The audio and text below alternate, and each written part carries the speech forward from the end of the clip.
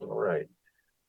We're on to item number 6, an update, an informational item from ECD, Eileen Dalton, on the old Castro Valley Library. Hi, everybody. Can you hear me okay? Okay.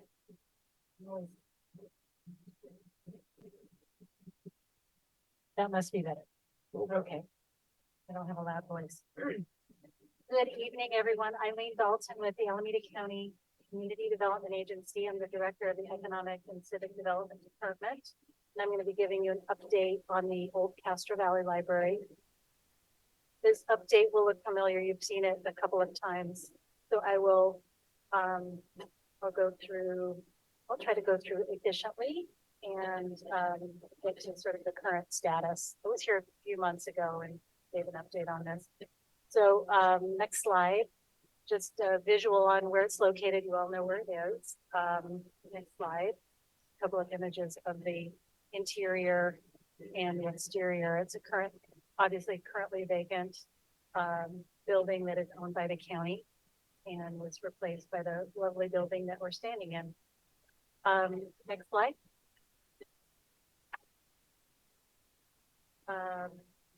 So just for some background and context, back in March 10th, 2020, right before the shutdown from the pandemic, the General Services Agency, which is the arm of the county that manages county properties, made some recommendations to the board about the future disposition of the former Castro Valley Library. At that time, renovation costs were estimated at a range of $1.5 to $9 million, so depending on the level of improvements. I know there was some discussion about that.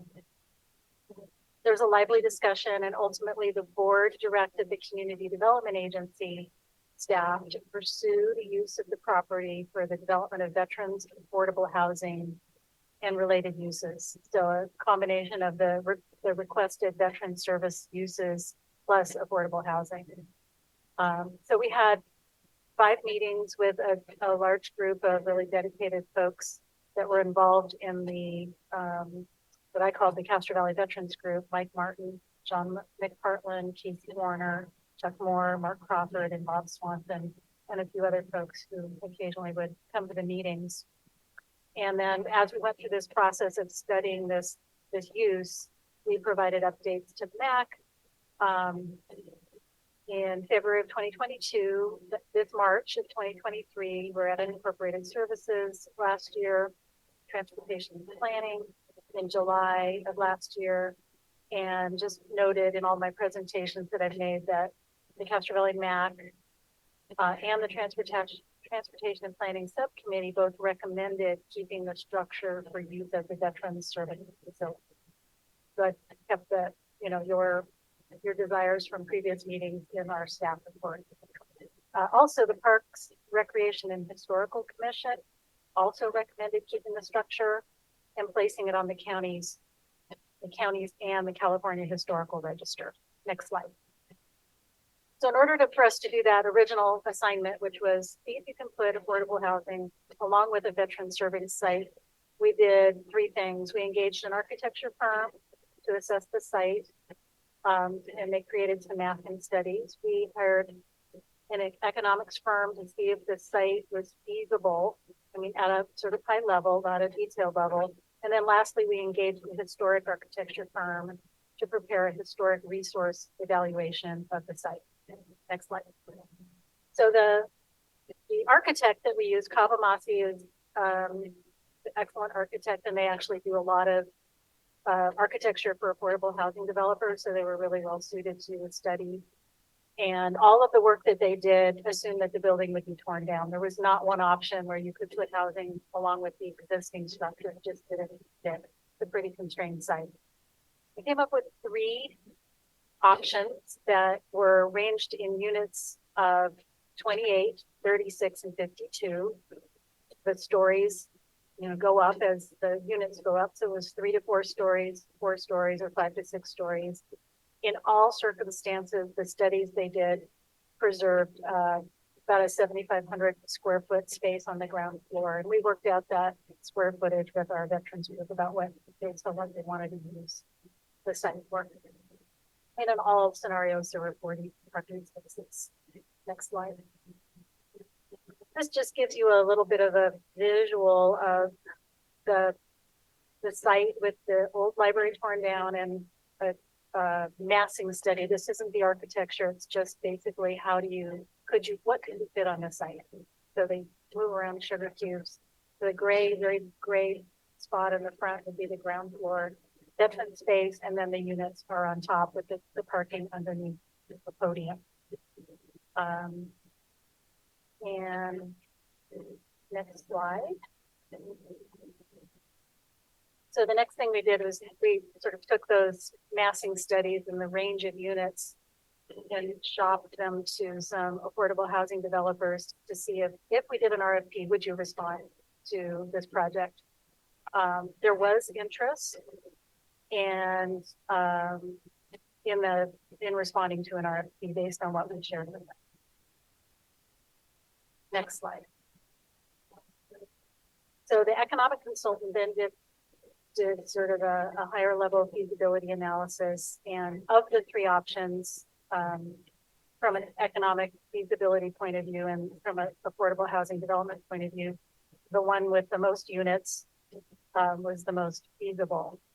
And obviously that higher units comes with more stories and more impact on the site as far as fall and how dense it is.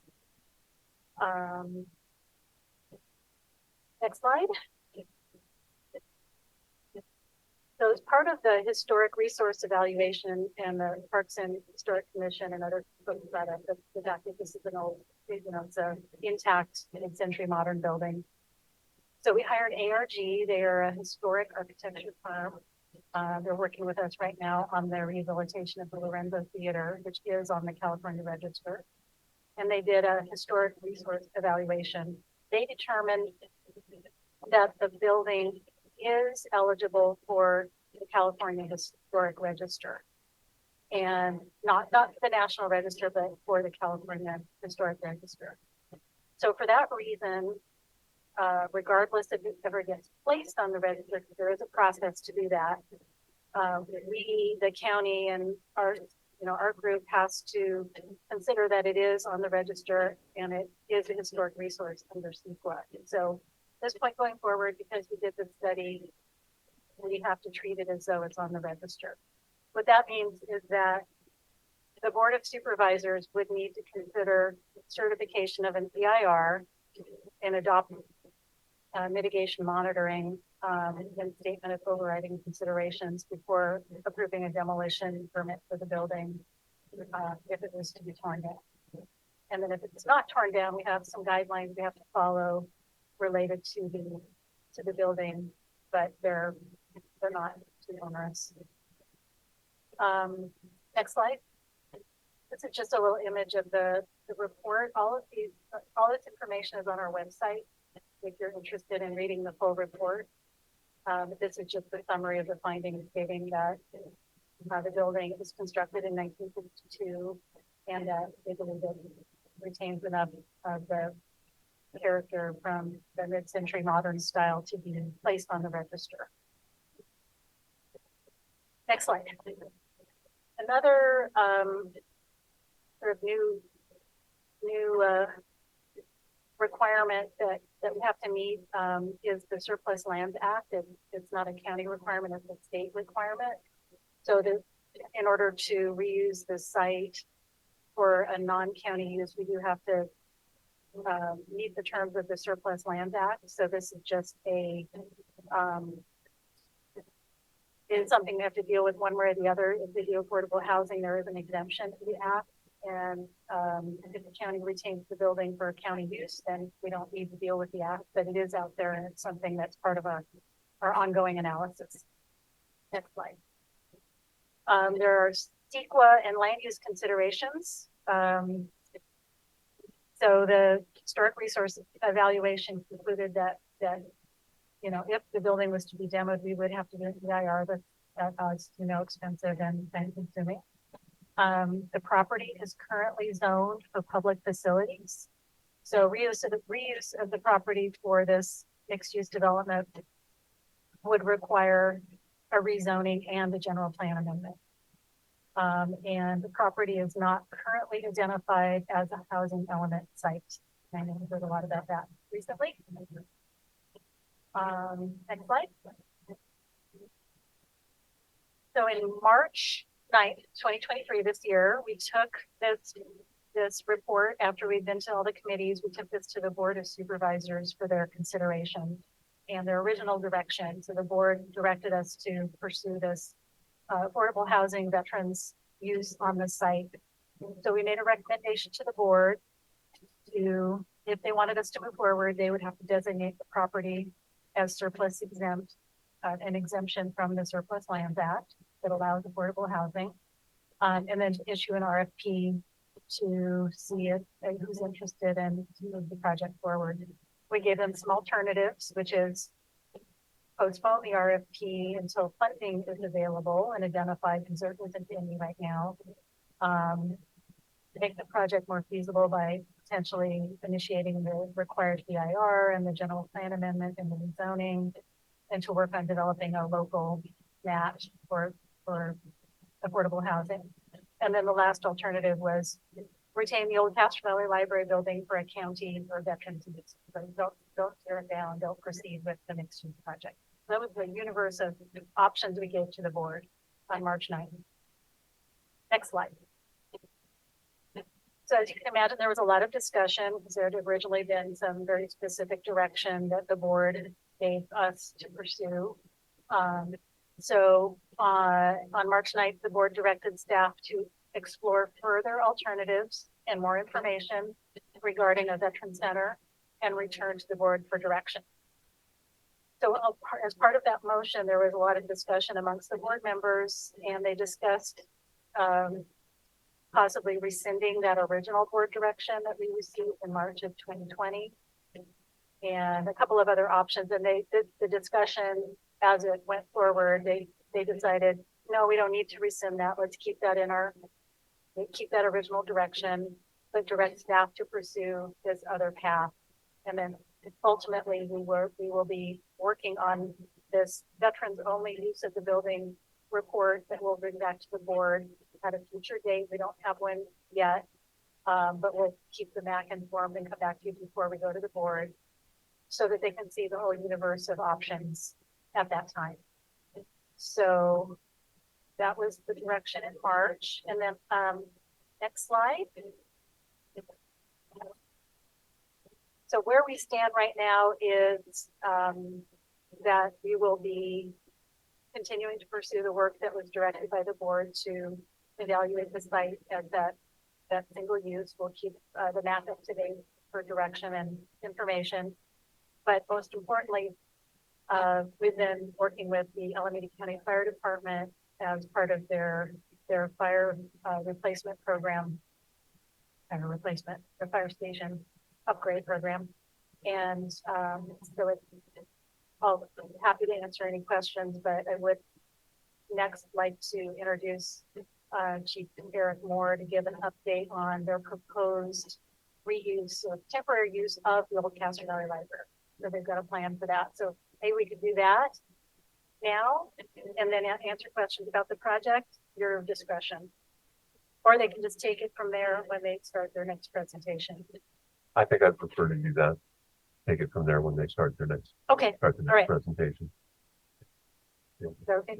Good. Okay. All right. Thank you. So at this point, we'll ask the council for if there's any questions on the presentation, presentation. Then we'll go back to public comment and then come back to the council for final thoughts. Chair, can I go? Or please. Thank you for the presentation, Eileen. Thank you. Quick clarification: affordable housing, is that for veterans, or is that just for veterans, or is that for the whole community? The direction was to look at affordable housing for veterans. Okay. Yes. So it could be that with the funding matrix that has to happen for affordable housing, that it might be for veterans and for other folks who need affordable housing. I wouldn't be able to tell you that today, but the direction was affordable housing for veterans. Makes sense. Thank you. Councilmember Ward, you have a question? Well, yeah. Thank you for presentation. I'm just a little concerned. I mean, we worked on this back in 2019. It's now 23. That building's still sitting there empty. It's almost embarrassing that it's taken so long for us to figure out what the hell to do for it. I think some of our veterans have probably passed away that worked on the project, which is very unfortunate. You know, I'm a little concerned.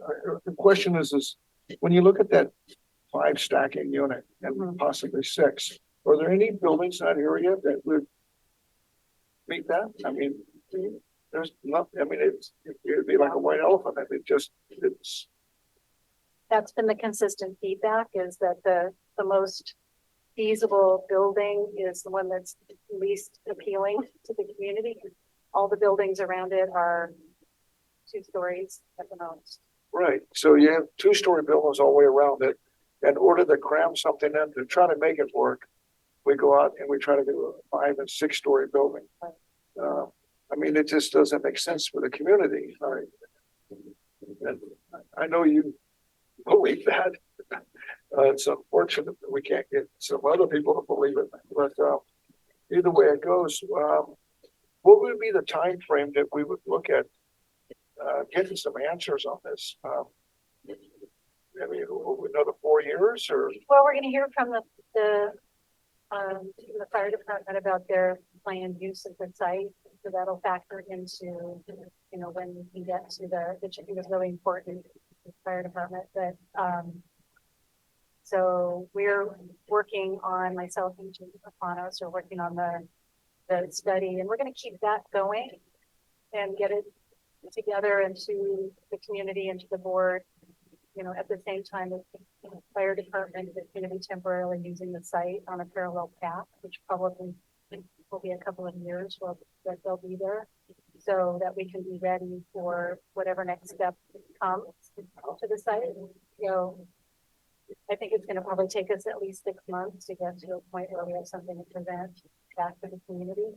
When I've seen numbers thrown around on making the building inhabitable, from $500,000 to about something We like heard 9 million. 1.5 to 9 million. I haven't seen those estimates. I've just received a number from this original From staff GSA. report. Yeah, I mean, We'll really, look at that too. We're gonna, GSA Yeah. took a shot at that. Yeah. I mean, it all depends on what you're pitching or catching there. Yeah. I would like to see some real contractors go in there and give us a price on what it's really going to be. I mean, I know Crawford was in there, Right. looked at it. I mean, he choked on that $9 million number. Matter of fact, is there any way we could look at what a real number, maybe get 2 or 3 bids? I think we're gonna take a step back and determine what studies have been. We're gonna look at everything. We're gonna take a fresh look at everything. That's what I can promise you, that we're gonna take a fresh look, determine what it is the county can do. If we were to lease it, what the lessee can do as a nonprofit, make sure it's very clear with a county building, who can do what and under what circumstances. So sometimes those numbers reflect that the county's doing the work rather than a private citizen. So we're going to see if we can't figure out, really quantify some of those numbers, because our board of supervisors is going to want to know that before we go into the next steps as well. So, Right, but I think it's unfair to mislead a developer in putting up a 5 or 6 story building when you know that's not going to fly in the community.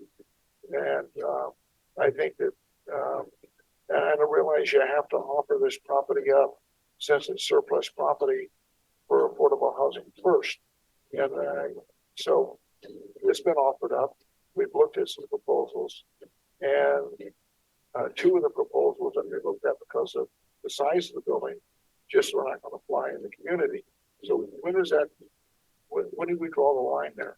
Well, I think to your point, I think the good news is that the Board of Supervisors who gave the original direction to study this, and this was the board directing, so that's what I'm doing, is they said, okay, we've heard this, but let's go back and relook at just the use for the Veterans Center. So I think they want to all the information all at the same time so they can balance all of the issues around it, to determine what might be the best path going forward. Thank you. So I think there's more time to give lots of good input and for us to get refreshed and new information, and make sure it's reasonable. Thank you. Thank you, Mr. Chair, and thank you for the presentation. I have, I think, just one clarifying question, which is with the California historic Mhm. designation, doesn't that preclude demolition of the building altogether? It actually does not. You can tear down historic buildings, but there is a nobody wants to do it, but you can. There is a path to do it through environmental impact report. So it doesn't preclude it. And since this building would require a new owner, it sounds like that owner would be in the position of determining what the plan would be based on economics and their own company and how they'd be using the site. Is that right? Good question. So just to clarify, there's really two paths, I think, going forward. One would be that the county property through the Surplus Lands Act would go forth and be redeveloped as a mixed use development. And either the county or the developer would have to comply with CEQA through that environmental impact report.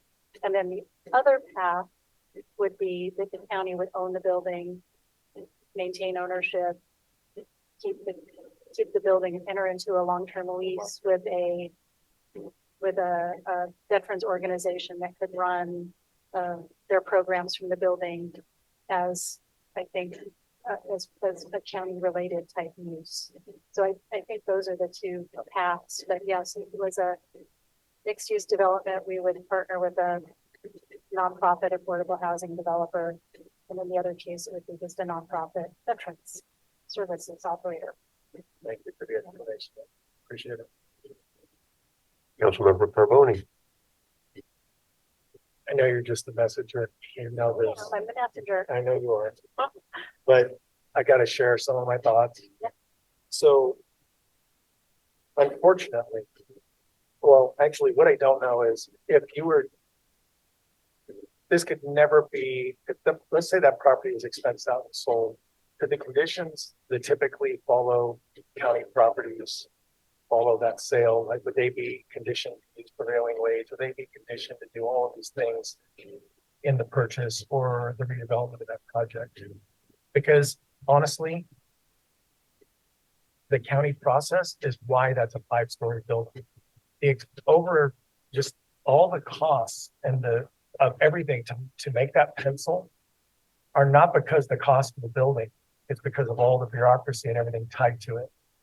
And it probably could be a 3-story building if it wasn't, in fact, having to go through the process that you guys are unfortunately forced to push through. So that's my concern. But then secondly, by doing that and the impacts to the community, because of the county process to require that building to be that substantially, there's no consideration to the neighborhood because there's no way those buildings around it are ever going to match it or ever meet it because it's an infill project. So it's really unfortunate. And so I just want to put that on the record, but I realize you're doing everything you can. And I like the fact that they just leave the building alone and remodel it or, reuse it, because otherwise, it's really just an unfortunate situation again for Castro. Thank you, Ken. Yeah. Shannon, or Al?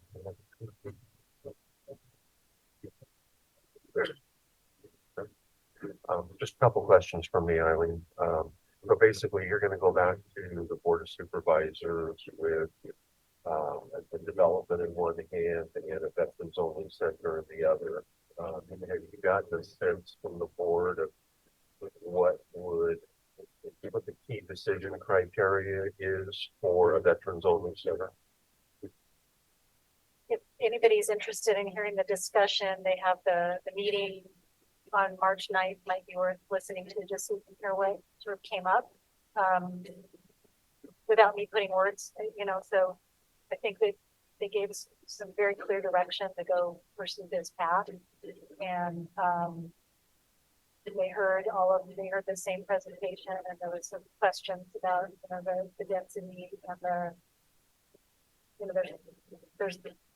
when this started, we didn't have as much information. And so some of it came back as it was feasible, but then we've added some other layers of difficulty with the zoning and with the historic resource evaluation and this new information. So they were definitely very interested in hearing what we come back with on using the building for a single use, or they wouldn't have directed us to do that. So I can't say what individual piece of information, so we're going to try to do a good job to address all these questions and concerns, and we'll trial run it with you all before we move forward. When does this come up? I don't know, what does the timeline look like? Well, we've just really started the work, and not to steal the thunder of the fire department, but they were looking at using the inside, maybe the outside, so we didn't want to start doing too much work until we knew what the fire department wanted to do at the site. So we know that now, and now we're starting the work, and I think it's going to be 6 months, depending on if we need to go out and get some consultants to help us with the cost estimating and spending time with the county and make sure we understand not just the county requirements, but what the county requirements will be for a nonprofit in the states. I think that's really crucial. Like what kind of wiggle room do we have for the renovations? If we do it, if they do it, so we have to make sure that's really clear, because that can really affect the cost. Talk to me a little bit about the local match that you mentioned in terms of. That was related to the affordable housing. Right. And that's the other piece that would really dictate what happens at the site too, Ken, is that sometimes the affordable housing funds come with, the prevailing wage and all the other things that have to happen. And there's always a local match that's needed. You can get funding through a variety of sources for affordable housing, but there also needs to be a local match. Our Measure A1 that we all voted on is completely tapped. There's no more money left for this project. So at this point, there's no money, there's no local match. If there was, though, the problem with this is that the overbuilding of the site to make their numbers work and the impacts to the community don't make that okay just because they can get a grant match. And that's really kind of my frustration. It's not just because that works doesn't mean it works for us. Right. So, I have no other questions on the presentation. At this point, we'll open it up to public comment. Does anyone in the room wish to speak on this item? No. Looks like we have one person online. Mark, you have 3 minutes. Can you hear me? Yes.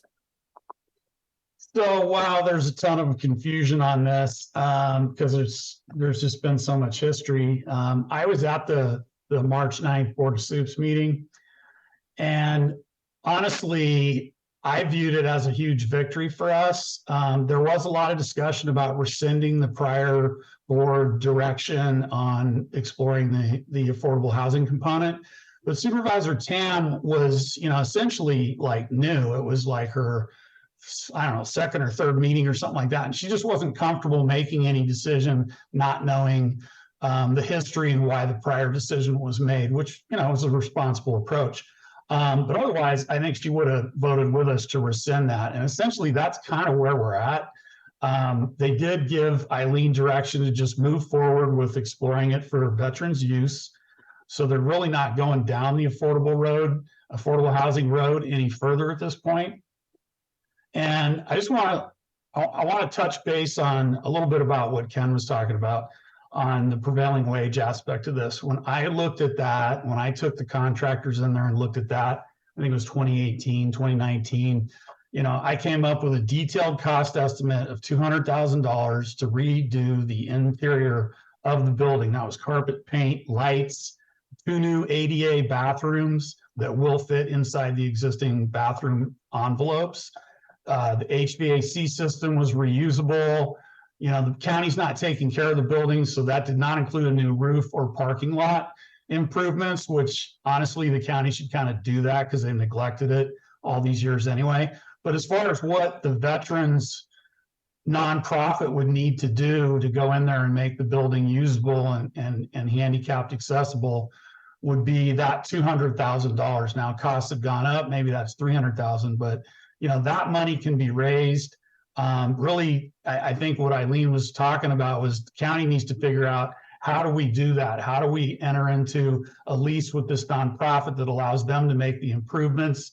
And that's really what we need to explore at this point. How do we get there? Because as soon as we trigger the, you know, the prevailing wage provisions here, if the county puts any of their own money into what the veterans do, everything's got to be prevailing wage. And that's when the budget just gets ridiculous. I mean, even 1.9 million makes no sense. You could tear the whole building down and rebuild the whole thing brand new for 1.9 million. So, and 9 million was, I don't even know where, you know, that was just a fictional number somebody shot off the top of their head. But it's, you know, it's a couple $100,000. Castro can raise that money privately.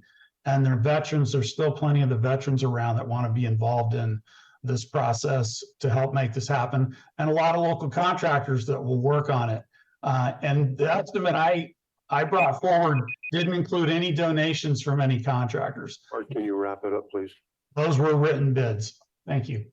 Thank you. Thank you very much. Do we have any other public comments? I have no more speakers for this item. Okay, we'll close public comment on this item. And Eileen, will you be, oh, we have one more? In-person speaker. Mary Lodge.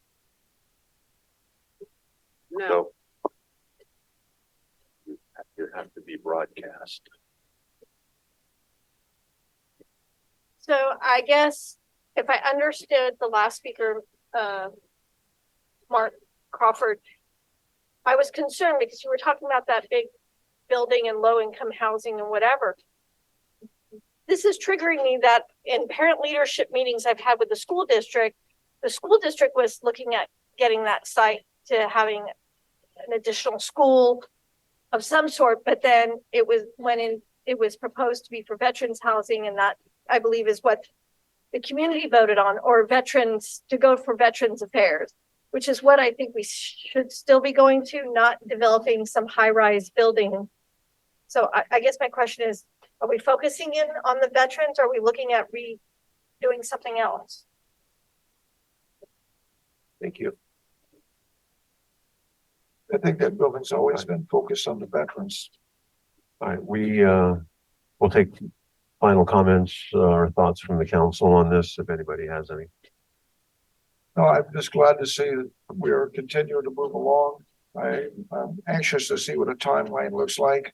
And I think Mark Crawford was dead on when he looked at some of these dollars. I think some of these numbers were thrown out at $9 million just to scare the hell out of us so that we wouldn't do anything with it. I mean, I think Mark's dead on. You could tear that building down and build a new one for $2 million. So, you know, I just would like to see us get her done. And if the fire department needs to use it while we're doing it, then so be it. Hey, Chuck, anybody else? Thank you, Eileen. Really appreciate it. Will you be here and staying through the? Okay, thank you. All right. We are on to our next agenda item, which is an update on Measure X from the Alameda County Fire Department. Maybe I'll just start with the Measure X one, and then I'll do the temporary recommendations at the end. Thank you. Tilt the mic up a little bit. Sorry. Should have learned from Eileen. Well, good evening, board members. My name is Eric Moore, and I'm currently a deputy fire chief with the Alameda County Fire Department, and I have the privilege of working for our fire chief, Willie McDonald, and he has given me assignment to manage our capital building projects, and part of my assignment now is to oversee our Measure X funds and building eventually 6 new fire stations within the county fire district response area. So with that, for those that have been around for a little bit, you'll recall that we had a voter approved Measure X bond for $90 million approved by the voters in November of 2020. And so I wanted to come back and talk to this Municipal Advisory Commission just about our progress and where we're at with the project. So currently we have started what we're calling our phase 1 component of our construction, and we've broken the project into 2 phases. Phase 1 will consist of 3 fire stations.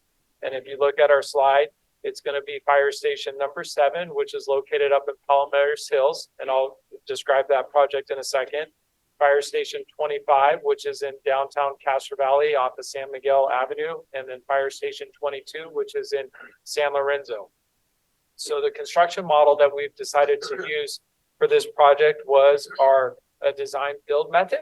And so we're actually sort of working with doing bridging documents, and then we will then take that out to what they call a DBE team or a design build entity. So to start this process, we've acquired our capital construction management, project management, MAC5, and Manil's here with MAC5 tonight, and they're helping us facilitate sort of the first steps in getting this project rolling.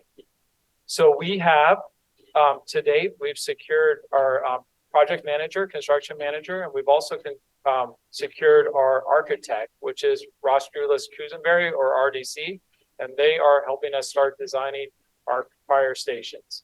So currently, fire station 7 and 25, we've started sort of the rough conceptual design. Our goal is to complete those bridging documents by Q2 of 2024.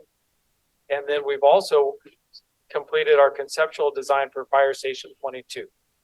So if you turn to the next page, I'll break out a little bit more on each of our stations. So for those that may not know, our fire station 7 is located on Palomares Hills up at the very top. We have probably about 5 or 6 years ago, we bought the property directly across from station 7. And if you look at the map there, the red outline identifies the property that we bought in anticipation of building a new fire station there. So we've actually, believe it or not, secured an address for that station. It's 6855 Villa Real. That was the first step and a good milestone for us to move forward. So we're going to be building that fire station directly across from our existing fire station. And the benefit of that is we'll be able to keep our current fire personnel at the station while we're building that. So that station for us houses a type 1 fire engine, and it's staffed with 3 personnel every day. So that's the anticipated size that we're looking at. This fire station should be roughly about 7,500 square feet in total size. And we're going to plan on building a storage building in the back for our additional apparatus. So for any out of county mutual aid, our big type 3 fire engines that have 4-wheel drive will be housing those apparatus up there. So if the event happens, we'd be able to respond from there. We flip the page and go to next slide, please, to our fire station 25. This might be the one that maybe most of you are most familiar with. It's located at 20336 San Miguel, and that's right off of Castro Valley Boulevard. This one I'm going to talk about a little bit more in depth later, but this station, we will need to move the personnel out of the fire station during construction, as we just can't build while it's an active fire station. This one also is a larger fire station for us. So we have a type 1 fire engine, we have a tiller truck, and a battalion chief out of that fire station. And we have 8 personnel staff there on any given day. And then finally, next slide is fire station 22. And while that doesn't touch Castro Valley quite as much, it's relevant for this bond measure project. We are projecting to purchase part of the Bohannon property outlined in the red. It's just down the street on the other side of Hesperian on the corner of Paseo Grande and Paseo Larga Vista. And that fire station will be similar in size as Station 7, about 7,500 square feet. And it's going to house 1 type 1 fire apparatus as well. Next slide. So our next steps, as mentioned, we're going to work on our conceptual designs. that we're going to develop over the next 2 to 3 months. And then our goal is to come back here and provide an update to the MAC in November. I think it would be a good step in building that relationship and making sure that we're actually making a fire station that meets not only the community needs, but our firefighters as well. So with that, I have the next slide, which is questions or feedback, but I think just pending our previous conversation, maybe talk about the temporary fire station at the library, and then I'm happy to take any questions overall on the project as well. So Tona, if we, awesome. So our next slide here is our temporary fire station. So for those that may or may not know, prior to engaging with the county and the library site, we actually sent out what they call an RFI, which is a request for interest. So we sent it out with a 2-mile radius around Castro Valley from where our current fire station is, to see if anyone out there actually had property that they're interested in leasing to the fire department for what we're calling a swing space. We posted it for 2 months and we had no response from any public, anyone that owned property within a 2-mile radius of our fire station. So that kicked off our project. Fast forward, we realized that there was a library fairly close to our fire station that was sort of in an in-between phase, and we sort of wanted to explore the opportunity of what that would look like to have a temporary fire station there. Sorry. So we worked with CDA and had some, we went and visited the site at the library and saw that while the main library itself may not be feasible for firefighters, we actually identified a spot in the back where we could put a temporary building, much like a mobile modular type building in the back, house our one fire crew, and then be able to respond sort of out of that same location as our current fire station. So we are working with CDA, County Council, and Real Property Management, or RPM, Rachel Johnson's group, to see if we can develop a lease agreement that would sort of meet the needs of our firefighters for a swing space. We're anticipating about a 2-year timeframe to be on that site. So if we could look on the next page, next slide, please. If you look on the next slide, we've identified what would be the back part of the library. So we would develop or put mobile trailers on that back spot. We could go to the next page. We have a little schematic of what that would look like. So we anticipate putting an apparatus bay structure on what would be the southwest side of the property, and then a temporary fire station on the north side, and that would house 3 or 4 individuals, and then allow for parking and an opportunity for us to respond out of that fire station. So our next steps, next slide, would be continue working on developing an agreement that would allow ACFD to use the former library site, further refinement of the test fit plan to see if it'll actually work, and then project team plans to update this MAC and this board in November as well. So that's the end of our temporary fire station at the library, and happy to entertain any questions on our progress or the temporary site. You're welcome. We'll start with Councilmember Moore. Oh, great. A couple of questions. Go back to number 7. The old fire station, is that going to remain, or is that being torn down? So that fire station, we're going to turn back over. The county owns that property, so we're going to leave that in the hands of the county once we vacate. Another GSA project. Affordable housing. It's surplus property. And then on the library, when you use the back half of the library parking lot area, when you talk about using the building too, or just the parking? So we don't know for sure. Here's what I do know is that we had the environmental impacts from the library, the inside, and it has some concerns of some health issues. So at one point we had thought about maybe just housing everyone in the library, but due to construction costs, that was not a viable option. We have entertained maybe the idea of using the most western part to store some of our turnouts and use it as like a storage facility in the in-between time, but we haven't clearly identified our owner needs. If it was determined that this could be used by the veterans, and it had to be a significant remodel, could the project be shared between the fire department and the veterans, remodel?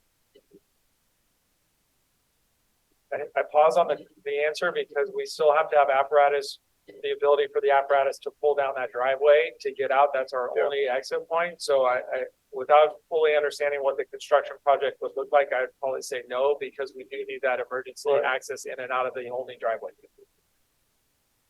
So if you were able to figure that part out, remodeling the building to fit the veterans' needs could be done if it wasn't a driveway issue. If we can still have emergency access out, I think there's possibility. Well, I was just thinking if you started at the back half of the building, put a petition wall up, give you guys the back half for your, whatever you need. And maybe we can see how to get something done a little faster. Yeah, well, I'm happy to work with CDA on that and sort of figure out how we can pull that together. I mean, we have a really good solid team that can look and explore all the options. Yeah, it just seems like working with the fire department is a real good leverage point for getting this up for the veterans. Well, I hope so. We support our veterans as well. Okay, great, thank you. Jojo, you have anything? Yes, thank you for being here You're welcome. and thank you for what you do. And you take care of our community and people say that you treat them with respect and thank you for doing that. Quick question I have, why did you pick fire station 7, 25 and 22? They need the most help for it. Really good question. So it's a combination of a couple things. 7 and 22 afforded us the opportunity not to relocate any of our crews. So we're able to keep 22 and 7 staff while relocating 25.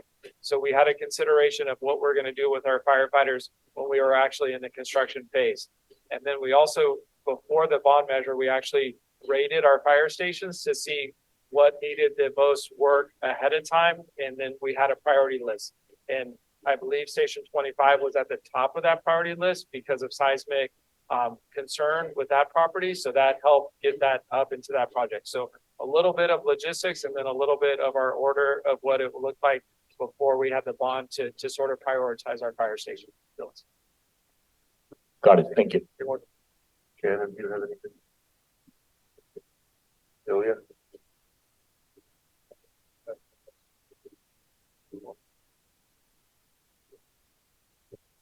Thank you, Eric, for your presentation. Just two quick questions. When you talk about daily staffing, Fire Station 7, that's 3 personnel for A, B, and C shifts, correct? So a total of 9 between 3 shifts, but yeah, 3 on duty a day. And so correspondingly, Station 25 would have 24. Correct. 24 hours. Yes. Just wanted to clarify that. The second thing is, I believe you mentioned that during construction, Fire Station 25, you'd have to relocate that staff during the reconstruction project.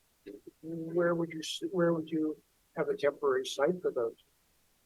So the library is going to be a spot to get 3 or 4 of our individuals. So 1 engine company and probably our battalion chief. That's what we're looking at. So that takes care of 4. And then the other 4, we're going to just magically have them show up at another fire station. No, we are going to.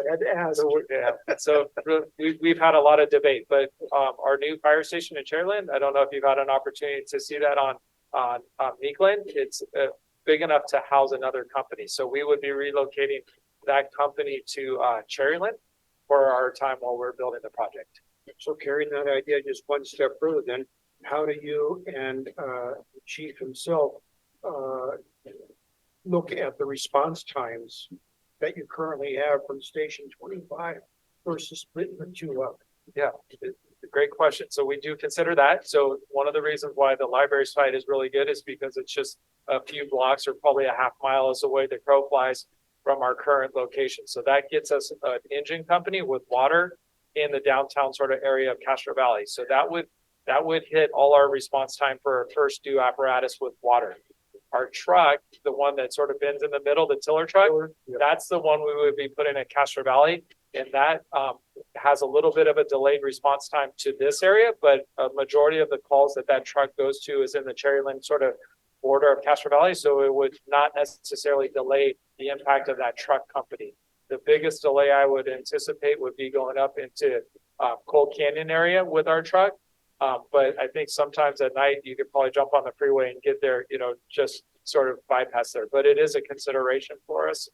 That's why we don't want to relocate all our crews to other fire stations because it would impact our response time. So you can pretty much reassure our individual community of Castro Valley that the response times will remain as quick as they are now.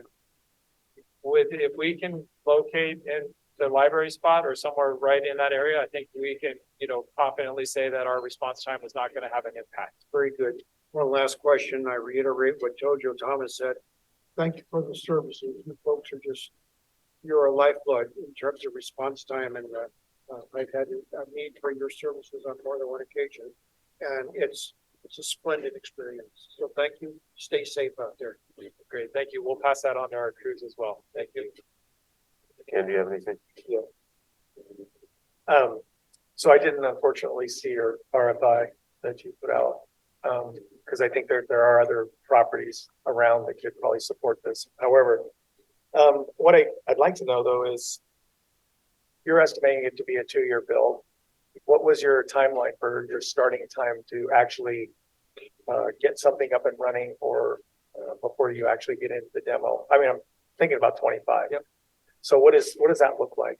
So we're probably about realistically 16 months out from start of construction. So we have to go through our conceptual design with our architect that's on board. And that time frame is about 9 months. Then we would go through our building permit process to get permits to actually start construction and finalize, get a DBE team on board. My next steps is to get that design build entity on board so we could quickly execute once we get the conceptual plans. But I would say 16 months. So 16 months to start the project, but where do you need to be for this library or alternative site? What is, I mean, because obviously there's some build time, there's going to be some things there. I do have some questions about that library site because you typically, you refuel at your sites. How would that actually be dealt with there at the library? Would you be refilling off-site and then bringing the truck back? Would there be storage of fuel on site? How do you see that actually working? Couldn't really tell from your drawing. Sure. So for the fueling question, to answer that, we have our spit station on Coal Canyon and Crow Canyon has diesel. We would be utilizing that. We would not be putting Nothing on a site. fuel Okay. tank there. And then I think your first part of the question is how much is of a ramp time to actually get that? So we would still have to go through the permitting process to put a temporary building through the county on that spot. So we're anticipating probably about 6 months to ramp up to actually get all those permits. And then we would then be putting like a mobile living quarters on that. So I think that would go quick. But actually understanding how our apparatus is going to turn in that location and then fit in there, it's going to take a little bit of time. My biggest probably time dependent right now is working with legal counsel to actually get an agreement in place so we can execute on that agreement. So that's my first priority. Okay. And are you still looking for that second site, or would you still entertain something other in more central Castro Valley? So I think we're always open for ideas that could help meet the response needs. So if you know of a spot, I think we'd be at least interested in having a conversation. Perfect. Okay. I'd like to get your number. Okay. Okay. Thank you. Skip. Have you spoken to the veterans groups about this potential plan? We have not. Any plans to do so, Eileen?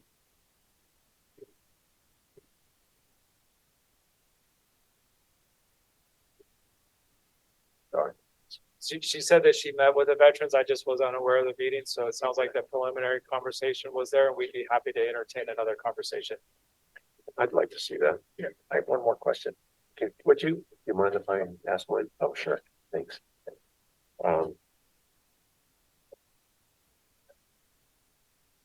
Ingress and egress to and from Redwood Road. With the equipment, what, no danger there during school hours, no issues that you can see? Well, as we know, Redwood's a major thoroughfare to get in and out, especially with Castro Valley High School right up the street there. I mean, I think, we're going to have to look at safety measures. If it needs to be like yellow flashing lights to trigger, we do have mechanisms in place to overcome that. That fully hasn't been vetted out as far as ingress and egress onto Redwood. But there's options available. Sure, and that's something you will be looking at. Well, we're gonna, Yeah. we're absolutely looking at that and whatever other requirements we need to secure. And in terms of the overall Measure X project, I mean, if a citizen asks me tomorrow, what's the benefit to me as a citizen of Castro Valley for the phases, the remodels, what's the answer? Well, I would say that first and foremost, updating the fire stations to seismic retrofit and providing an opportunity to make sure that our buildings are secure is probably the first and foremost. I think providing an opportunity for your firefighters to have a fire station that is up to date and current is really important as well. We're starting to experience a lot of crossover with fees of actually updating the building to make it sort of ready for firefighting. And so at some point, we just have to invest and make sure that we're able to move this fire department forward. Sure. My last question, and then back to Councilmember Carboni. Where in the phasing or the process does the Polk Canyon Station fall? And I'm asking because that seems to be the closest to the Canyonlands where huge fire danger is. Yeah. So that it's Station 6 on Cold Canyon and Crow Canyon. It actually ranked the lowest as far as priority goes with the seismic retrofit component. So that would be in phase 2. Very good. Yeah. Yeah. What was the actual size of the parcel you're looking for? What do you need as far as space? I know you're looking, the back of the library, I was kind of looking at that, but what is obviously you're gonna have to work with what you can get, but what would be the optimal space? I would probably say about 3/4 of an acre is optimal because we have to have parking for our firefighters, apparatus ingress and egress, and then ultimately be able to put, two, an apparatus storage building and then a living quarters building. So am I about right with everything? Yeah. So if we want both companies there, it'll probably be somewhere about 1 acre. Yeah. Okay. Well, yeah, I was just wondering, this is a bond issue, Measure X. And with the inflation that we've seen on building, how are you guys doing on your funds for these projects? Yeah, well, they say timing's everything, and every day that goes by without building, we need to get the project moving. So the short answer is do we think $90 million is going to be able to cover everything? I don't think that that's a realistic goal, but we have to seek ways within our department to figure out how we're going to help offset those costs if we move forward on the second phase. When you come back, will you guys have kind of a priority list of what you're going to have to cut if you have to?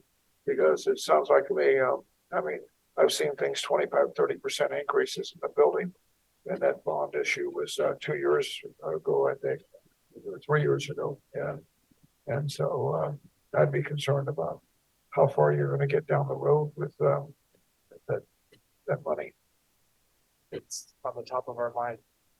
It may be a little premature to bring you back numbers in November, but I think as we get actually closer to the start of the construction, we can get a better number of what these first 3 fire stations will look like.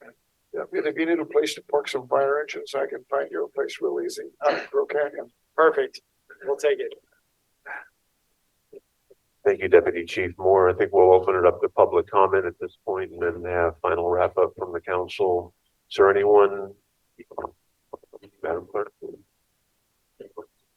Caller, you're on the line. You have 3 minutes. Mark?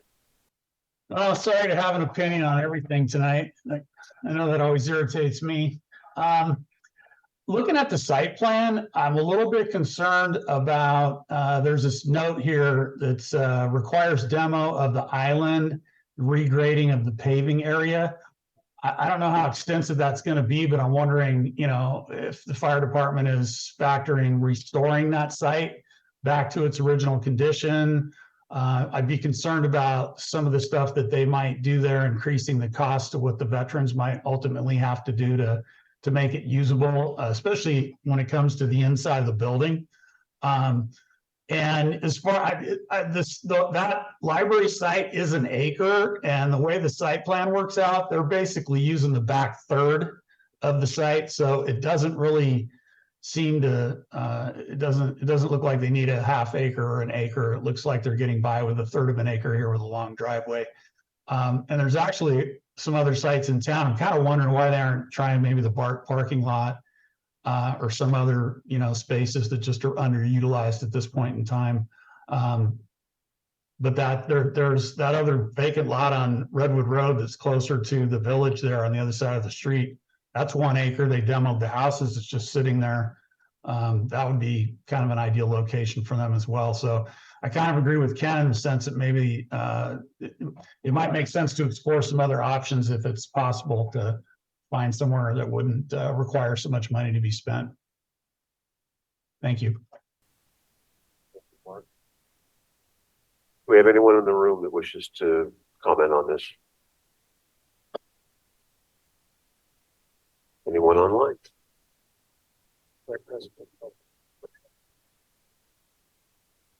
Caller, you're on the line. You have 3 minutes, Kelly.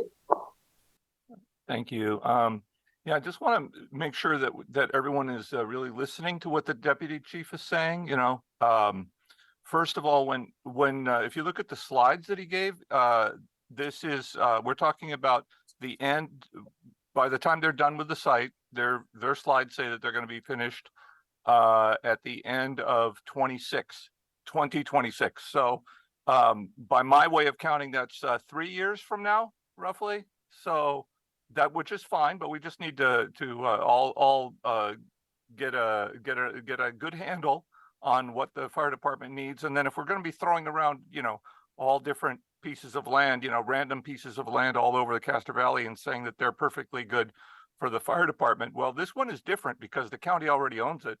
So the county has gets to pay less rent on its own land. And if you go and try and grab other people's land, then you have to figure out those kind of issues, and it gets more complicated. And then also, when the deputy chief says that he wants that driveway to be clear, and then this you can't. I would not be talking about, oh, let's do some construction work on the building while we have a fire department operating on the lot, or while we have fire trucks going back in and out, or whatever. If the deputy chief wants that lot, that's how it's gonna be. That the fire department needs a lot. You can't have other people's pickup trucks or anybody wandering around, on a fire station, dedicated fire station area. So that's basically it. And then, on the 2026 aspect of it, what this does is it gives you lots and lots and lots of time. 3 years worth of time for the community development agency and the veterans and whoever else wants to do planning, pump out reports, line up developers, all this kind of planning issues that takes forever in in America. Well, now we got 3 years to do it, and it could actually be that the fire department is doing everybody a favor by giving you the time that it needs to go and do all the planning that you need to do. Thanks.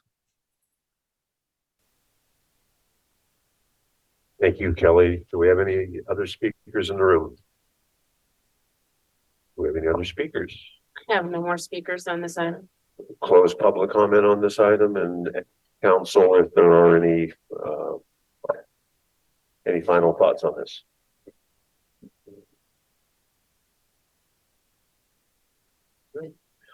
Again, thank you, Chief McDonald. Thank you, Deputy Chief Moore. Really appreciate it. Eileen, thank you for sticking around. Contact number for Deputy Chief Moore. Okay. And then, Mr. President, how much would you like us to come to this meeting? If we're gonna gear up for November, would you like that every 3 months? What's the frequency that you'd like your fire department to report back to you? Quarterly would be wonderful. Thank you. Yeah. Okay. Awesome. We'll make sure we make that happen. Sure appreciate it. Okay.